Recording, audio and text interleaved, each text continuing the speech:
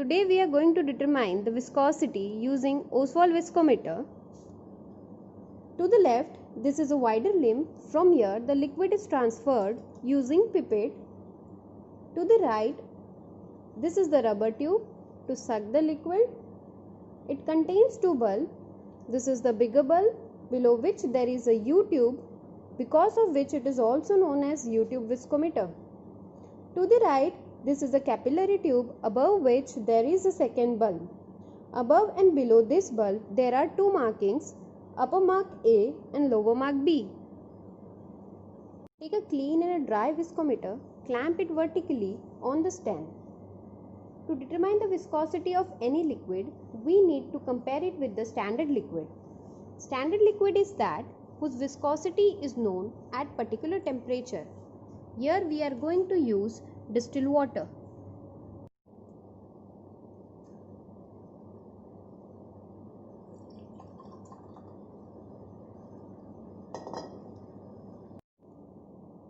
Then pour the known volume of standard distilled water from the pipette in this viscometer.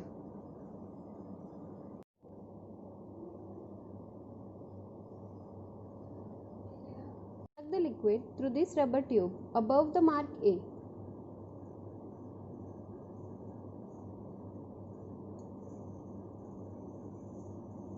As soon as the liquid reaches the mark A, start the stopwatch.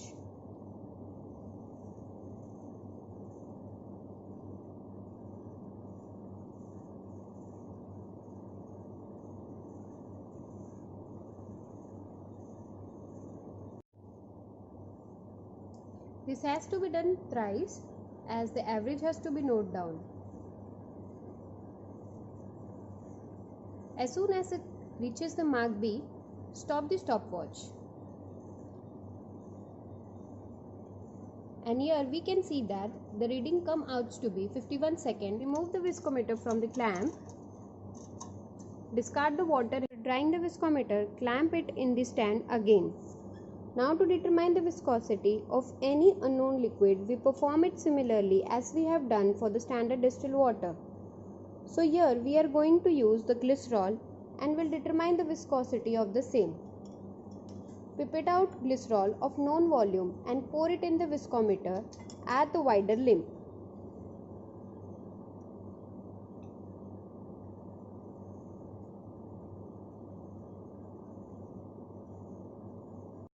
Again, suck the unknown liquid from the rubber tube above the mark A, and when liquid reaches the mark A, start the stopwatch.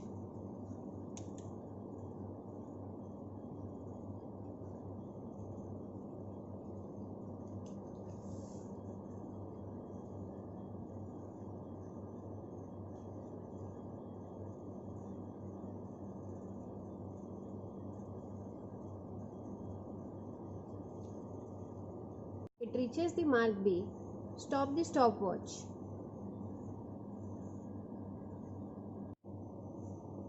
Repeat this thrice and note down the average reading.